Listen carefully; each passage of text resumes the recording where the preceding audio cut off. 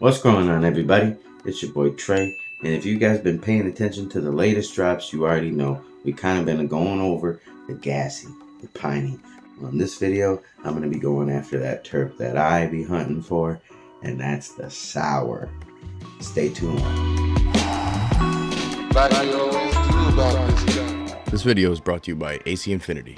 Now, whether it be air control, air quality, lighting, or your tent itself, or the entire kit, AC Infinity has got you locked down, and they continue to innovate time after time again with just amazing products. Now, their products go very fast, well, because they're in high demand. Supply and demand is a real thing, and when you got a supply that's as great as this, you better jump on it quick. And when you do, make sure you use CLtv at checkout, and you'll save some money on your order.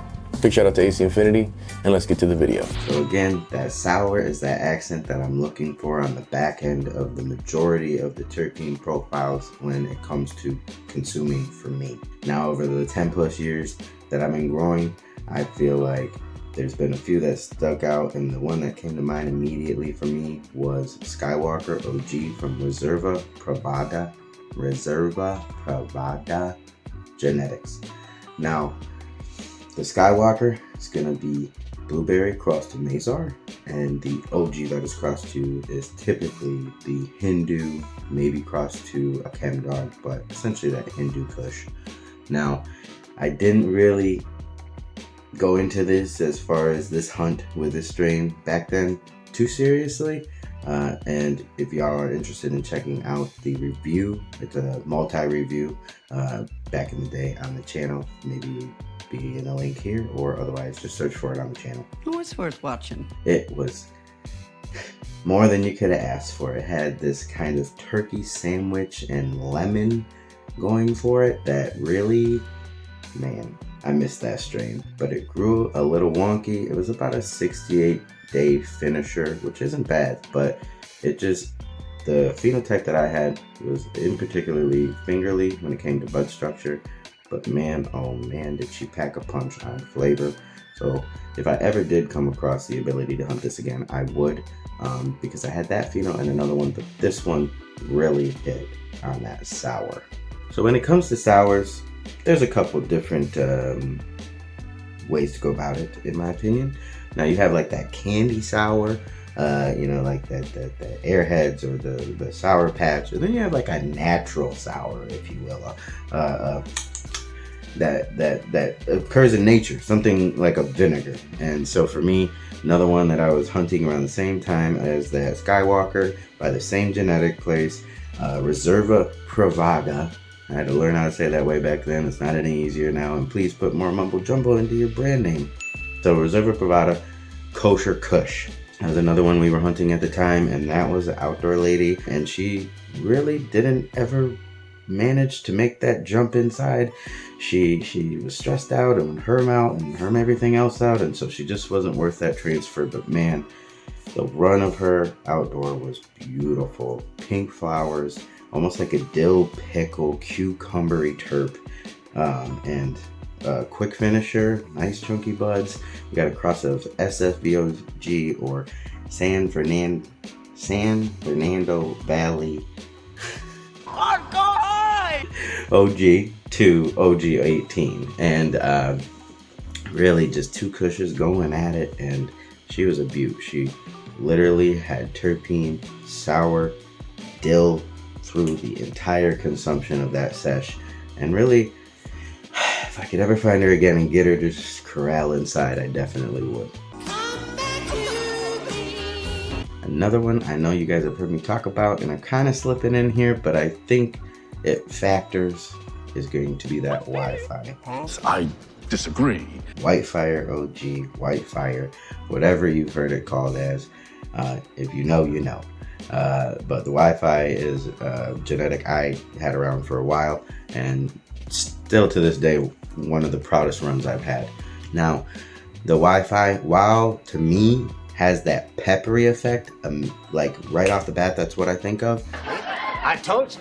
It's backed with a sour, citrusy, if you will, note. And that's, I think, why initially I liked it as much as I did. Now, the pepper's good. I like pepper. But you got that little bit of acid, that little bit of twang, that little bit of sour. And man, you just, That's gonna drive me home every time. I can't tell you that you're necessarily gonna pull off the one that I had, because I've had a lot of grownies actually say, hey, I'm growing this Wi-Fi or the Wi-Fi. Now, which one are you growing? Again, it's gotta have that pepper, and it's gotta have that sour back, and again, if you know, you know. But I think, like I said, that sour back on this one definitely brings it into the round for that sour. So we've gone over some of the old, the newer, and the better and the best. But hey, sour puts all else to rest. One that we had right as we went out to Vegas, actually the second time, we had just cultivated some melonade. Now that was one that my brother had brought into the garden. I didn't quite know where he got it from. And melon, I was like, that tends to lean on the sweeter side, which if we do end up making a sweeters list, I think me and Robert are gonna have to put our heads together for that one, because you guys know we're not really the sweet guys. Melonade is apparently by Alien Labs. It is a cross of watermelon zittles to lemon tree. So again, you got that citrus on both ends. And it really surprised me. She wasn't the greatest looker, wasn't the greatest yielder, but man, loud y'all, out of the, just talk about stank, you know, and through every hit, that same thing. And man, even if it's a terpene profile I don't care for, if I can say that about it, it's definitely some fire. Just maybe not my fire. Maybe it's not lighting my fire.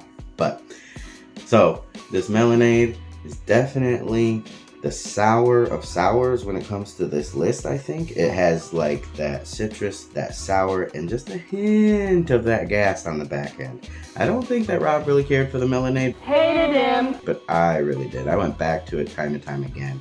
We had that in the same run as some Grease Monkey, which is obviously what he was excited about. That one was some fire, but the melonade just had that differentiation, you know? I like to smoke different flavors throughout the day, and that one I would definitely run again, and if I ever came across it, I would be interested, because it also reminded me of one worth the mention. It's a Pucker OG.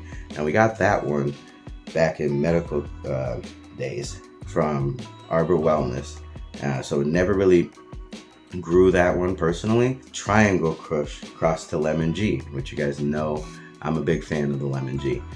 Lemon G, Lemon Tree, it's all right by me. But not fire. Because 9 times out of 10, it's gonna deliver that sour for me that I really like.